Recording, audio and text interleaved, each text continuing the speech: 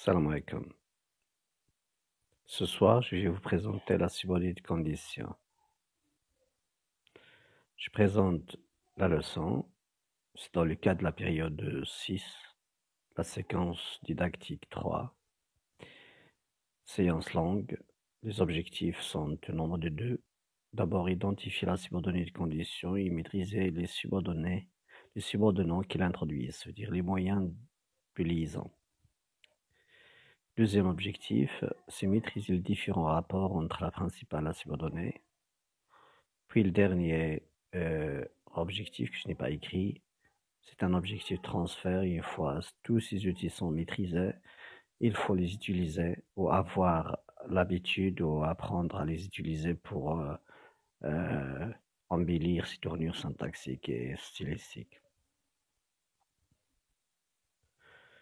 On passe au support numéro 2.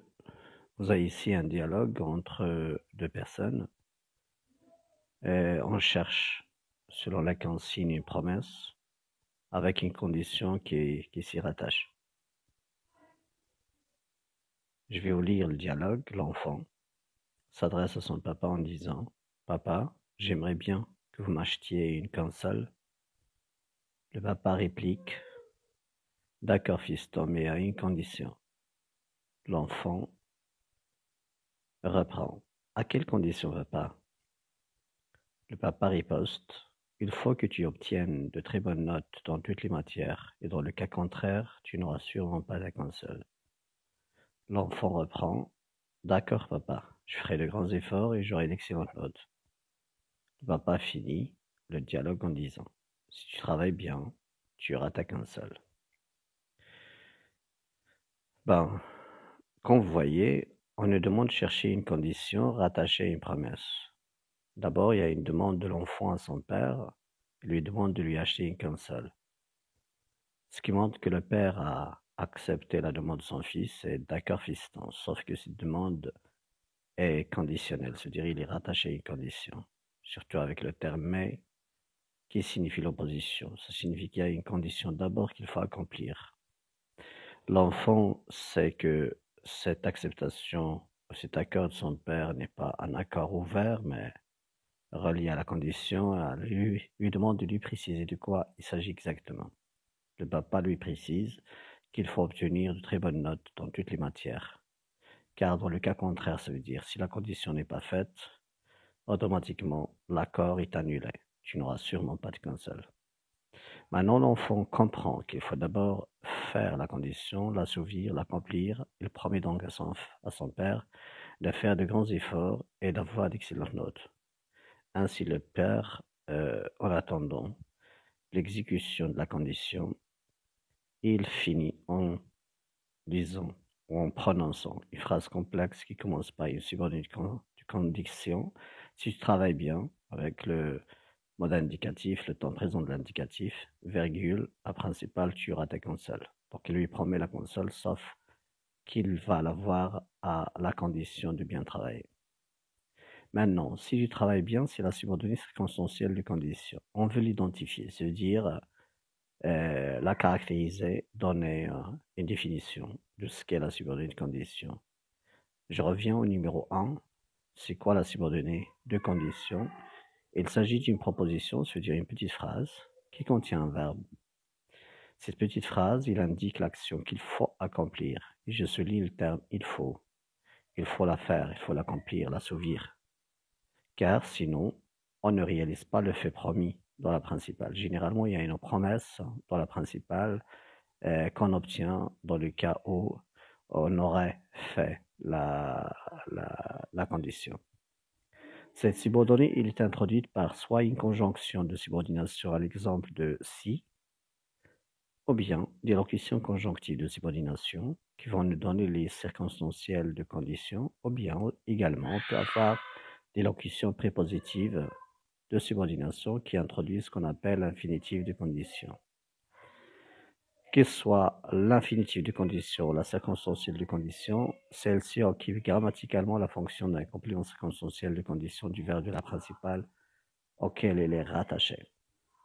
Pour bien expliquer ce que je viens d'avancer ici dans l'identification, Je passe au premier exemple d'outil de liaison ou de subordination. On commence par A, rapport corrélatif introduit par la conjonction si. Rapport corrélatif, cela veut dire que il y a une concordance de temps quand on travaille avec la conjonction si. Ainsi, si plus présent dans la première phrase complexe, ça va nous donner dans la principale le futur simple de l'indicatif.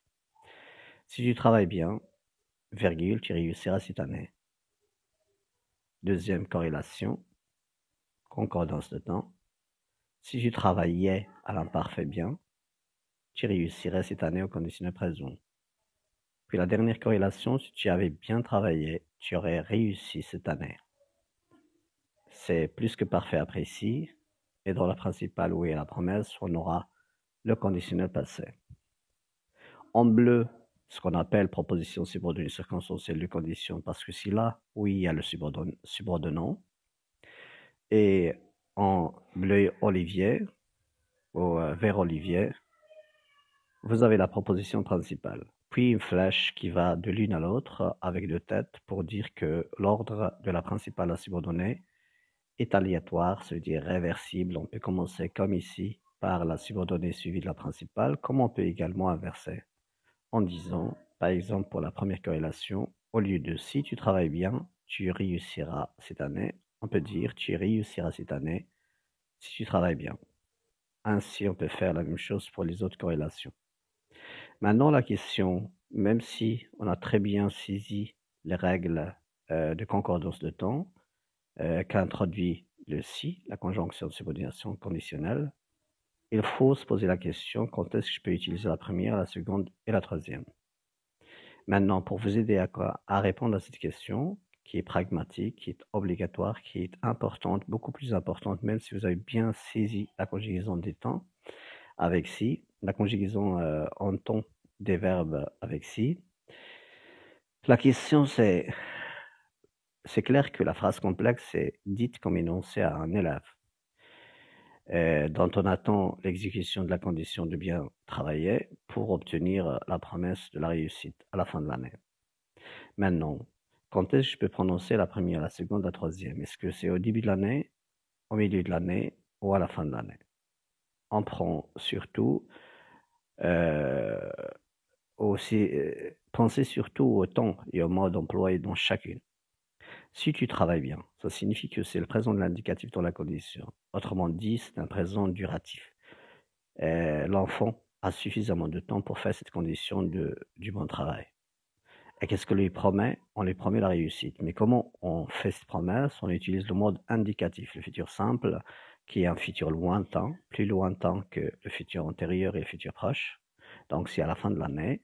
Et en même temps, ça signifie un futur du mode indicatif, mode de certitude. Donc on est certain de cette promesse, on est sûr qu'il réussira. Pourquoi? Parce qu'il a suffisamment de temps pour faire cette condition.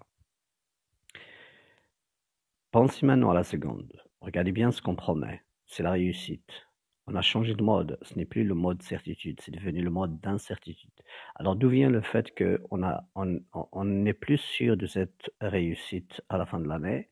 Regardez la subordonnée. Si tu travaillais bien, ça signifie qu'il y a un peu le reproche à la personne à qui on parle parce qu'il y a un bout de temps perdu où il n'a pas commencé à bien travailler, c'est-à-dire à faire la condition.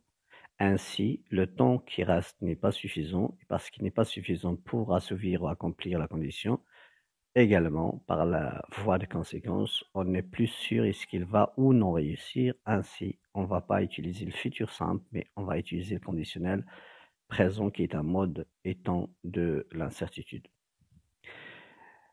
Maintenant, passons à la dernière. Si tu y avais bien travaillé, ça signifie que la personne à qui on parle, l'élève, n'a plus de temps. Ok? Il n'a plus de temps pour faire la condition. Ça signifie que le temps imparti pour cette condition est révolu, est fini. Et par voie de conséquence, regardez ce qu'on promet, est-ce qu'il tient encore ou pas. Et tu aurais réussi cette année. Ça signifie que la personne à qui on parle a échoué. Et parce qu'il a échoué, on reprend la subordonnée conditionnelle ou la subordonnée avec la principale, juste pour lui faire des reproches, pour le vitupérer, pour exprimer le regret.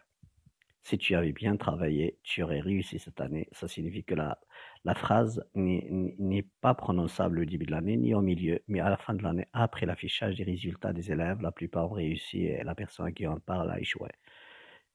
Bon, donc la dernière, c'est toujours un regret. C'est dans les réalisables, on peut l'avoir. Pour la première, c'est réalisable. Et pour la si imparfait condition présente, c'est la probable. J'espère que vous avez compris. Je passe à la page suivante. Dans la page suivante, vous avez autre subordonnant, autre outil de subordination qui vont exiger qu'on aille à un autre mode, c'est le mode subjonctif dans le premier cas, avec deux sujets différents. Tes notes seront bonnes. Et qu'est-ce qu'on doit faire comme condition? Il faut beaucoup d'efforts. Il faut beaucoup d'efforts. Donc, tes notes, c'est le premier sujet. Le tu, c'est le second sujet. Ils sont différents. On a trois outils à employer pour avoir le mode subjonctif, pourvu que, à condition que et pour peu que.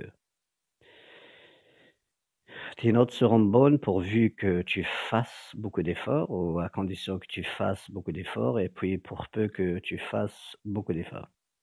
Quand vous voyez, j'ai épinglé à condition que, j'ai mis une épingle. Cette épingle signifie que, à condition que, attention, exige deux sujets différents, parce que si on a le même sujet, on va avoir son équivalent qui finit par une préposition et non pas par la locution, par la conjonction que. On va avoir à la place de à condition que, à condition de, dans le cas où il y a le même sujet. Et quand vous remarquez également que j'ai pas remarqué avec la même épingle pourvu que et pour peu que, ça signifie que ces deux subordonnants n'exigent pas vraiment la différence du sujet. Que ce soit le même sujet ou deux sujets différents, on les garde tous les deux et on conjugue dans la subordonnée le verbe au subjonctif. Encore, la subordonnée et la principale sont réversibles. Je peux inverser, je peux dire pourvu que tu fasses beaucoup d'efforts, virgule, tes notes seront bonnes. Maintenant, pour la dernière, dans la même page, on va avoir au cas où, c'est le seul subordonnant qui va exiger le mode conditionnel dans la subordonnée. C'est un mode d'incertitude, donc on peut utiliser si plus imparfait plus condition présent, qu'on peut aussi avoir au cas où plus cette condition tu ferais beaucoup d'efforts, on n'est pas sûr qu'il va faire ces efforts. Tes notes seront bonnes au cas où tu ferais beaucoup d'efforts. À la place du subjonctif, on va avoir le mode conditionnel. N'oubliez pas que cet outil doit impliquer le conditionnel à la fin. Maintenant, les deux vignettes, ou plutôt les deux pages suivantes, une va concerner l'équivalent de à condition que nous aurons ici dans la page, et ça va introduire l'infinitive, la subordonnée infinitive de condition, et la page d'après, ça va concerner l'équivalent de en cas, au cas où, ce qui est en cas de. Alors je passe à condition 2. Pour avoir la condition 2, qui est un outil de subordination de condition, il faut avoir le même sujet dans la principale à subordonner. Exemple, tu auras de bonnes notes, et la seconde, tu dois faire de grands efforts. J'ai utilisé doit pour dire que c'est une exigence, c'est une condition. Maintenant, puisqu'on a le même sujet, on ne peut pas mettre à condition que, mais attention, on peut mettre pourvu que et pour peu que de tout à l'heure, mais on va conjuguer le subjonctif.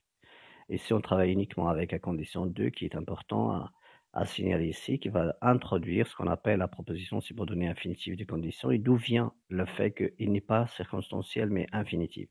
Même si la subordonnée circonstancielle de condition ou infinitive de condition, les deux expriment ce qu'on appelle le complément, sont en fonction de complément circonstanciel de condition. Mais ici, on l'appelle une infinitive. D'où vient cette nomination ou appellation? Regardez bien. Vous avez un facteur commun entre la principale et la subordonnée, c'est le tu, c'est le sujet.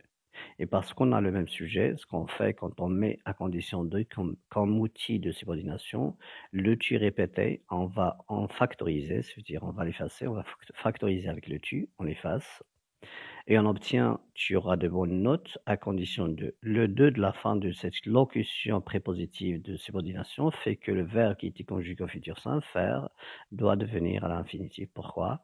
Parce que tout verbe précédé d'une préposition se met à l'infinitif. Donc on ne peut pas le conjuguer, on a effacé tu. Donc le 2 n'est plus en contact avec tu, puisqu'on l'a effacé, il sera en contact avec le verbe fait que il se transforme en infinitif et on obtient à condition de faire de grands efforts.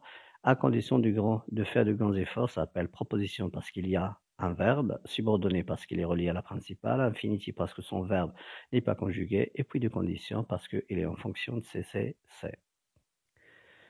Ça y est, alors voici pour à condition de. N'oubliez pas cette règle. Et je passe au dernier cas. C'est idée de condition avec au moyen de la nominalisation. Regardez bien, nominalisation. Soit on nominalise le verbe, soit on peut aussi on peut effacer le verbe en gardant un nom dans la subordonnée. Et puis, ça va venir après l'outil de subordination, même s'il n'y a pas réellement une subordonnée ici, mais on a regardé dans ces idées et non pas subordonnée de condition. Une idée, ça veut dire un complément circonstanciel de condition, sauf que ce n'est pas une proposition puisque le verbe n'est plus là. Soit il est nominalisé, soit on a uniquement le nom.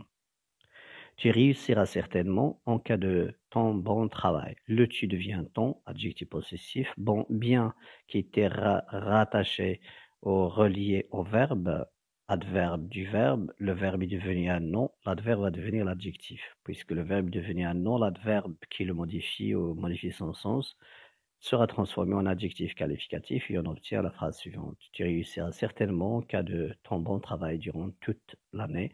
Et en cas de, n'oubliez pas, ça entraîne le nom.